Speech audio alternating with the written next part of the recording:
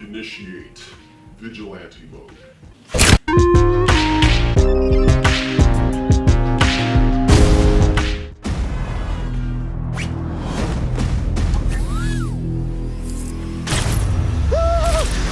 What's up, guys?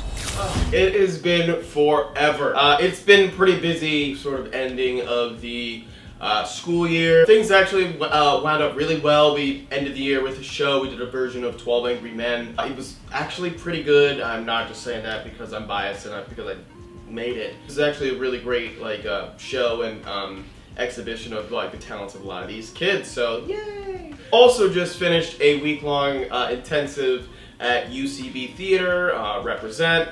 Shout out to everybody in 101. It was a great week. It was very challenging, but it all culminated, I think, in a really good show that we did. Now I'm officially on summer vacation, and I want to get back a little bit to talking about some movies. So this is right now my non-spoiler review of Spider-Man Homecoming. There's a few other reviews on the way. I'm actually seeing Planet of the Apes tonight at a screening. I'm really excited about that because Andy Serkis and Matt Reeves, the director, are going to be there for a Q&A after the film. So excited about that. Also have some reviews for Baby Driver and Valerian, which I also saw early, coming at you soon. Let's talk about Spider-Man Homecoming. It goes without saying that, I'm clearly a very big superhero fan. Comic book film genre has really blossomed, germinated, grown, and matured into something far more substantial than I think anyone really could have ever expected. It is really the embodiment of the modern day kind of cowboy western archetype. And here we are with our 6th Spider-Man film. I think a lot of people were feeling franchise fatigue. Where does this series go? We've gone through 2 on-screen Spider-Mans in the past, 15 years or so. How can we reinvent this? I am very, very pleased to say that this was a great reinvention of the Web Slinger, probably my favorite of the Spider-Man films. Tom Holland absolutely kills it. I haven't really seen casting like that sort of since the Tony Stark, Robert Downey Jr. sort of affair. He really just gives a phenomenal performance. He kind of gave it everything he has. There was a fair amount of live action stunt work that he actually performed. You could also see that his body language was informing what they decided to do with the CG. I'm going to talk about the CG a little bit more in a bit. The film is directed by John Watts, who directed Cop Car and Clown, neither of which I've seen, but I hear both are good, and I know that Clown is available on Netflix if you guys want to check it out. It's on my list of things to do this week. He directs a really, really, really excellent cast, including Tom Holland, Marissa Tomei, Michael Keaton, Robert Downey Jr., among others. There's some great supporting characters. Donald Glover has some really great one-liners, and a few other characters here and there that kind of flush out the world. In this movie, their sort of premise is that it's been about 6 months that Peter has been Spider-Man, and after Civil War, he's really, really excited about being included in the Avengers and wants to be included more and feels like he could be doing more with his superheroing. As with Peter Parker, he has his life that he has to keep in balance with his schoolwork, with his friends, with his family. I thought it was all really well captured. This movie did not need another Uncle Ben, and this is not really a spoiler, I didn't feel like it needed another Uncle Ben introduction into Spider-Man's guilt. I feel like they handled it with a few lines. And I even feel like Civil War said it without saying it and just subtextualized it. And so that's where we find Peter here. On paper, I feel like in a way it almost sounds kind of mundane, but they're able to interweave these plot threads and story threads and character threads so well that you really do end up becoming invested with what's going on screen. Let's talk about the humor. There is a great deal of comedy in this movie, and it's not slapstick over exaggerated humor. It's definitely within the same kind of range of humor that you get within an MCU movie, but it is really charming, and you can tell that their script was really, really well written. That they had some great references to The Breakfast Club and to the John Hughes movies of the 80s and Ferris Bueller's Day Off. There's even a little scene where they're literally reenacting a bit of that movie. I was so entertained and charmed by all the actors. Jacob Batalon, who plays Ned Leeds. He was a great supporting character.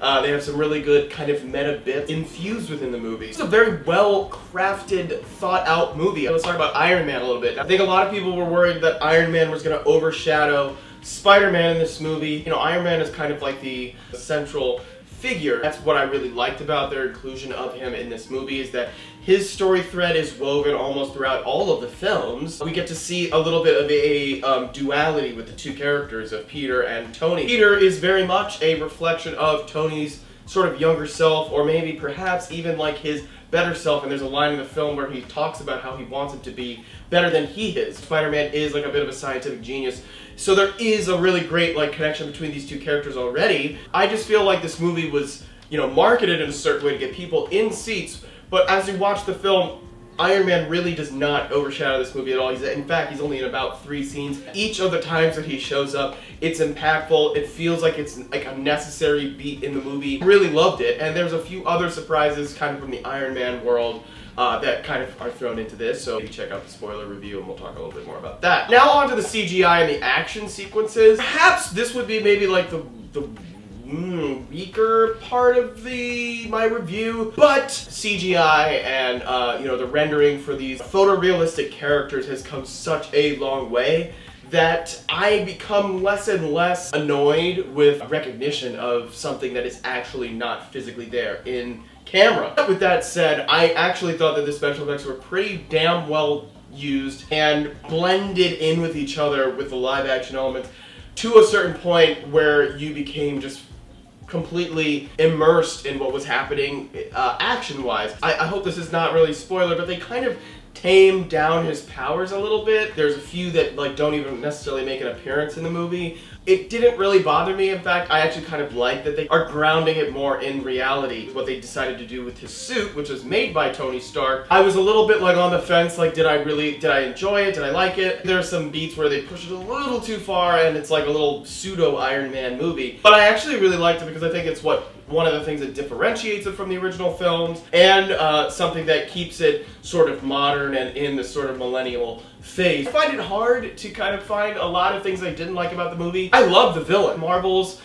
weakest point is the villains and the usage of villains, and I think that Michael Keaton's role was very well acted, pretty well scripted. I could have done with one more scene of him because I just loved him and watching him. He is not really all that he appears, and that is something that I think is very unique about his character. I love what they did with sort of the supporting cast of kind of villains that are included in the movie. Spider-Man has a very, very, very strong rogues gallery, and I like the way they included most of these characters in the movie. I definitely was very, very pleased to see how diverse this cast was. While we still are not going to see a black Spider-Man or a female Spider-Man for probably a number of years to come, I really loved how his world just felt more like Queens. I really liked the performance of Laura Harrier. I think she actually had a lot of great sort of emotional scenes. Not as huge of a part as you would expect. And of course Zendaya's character is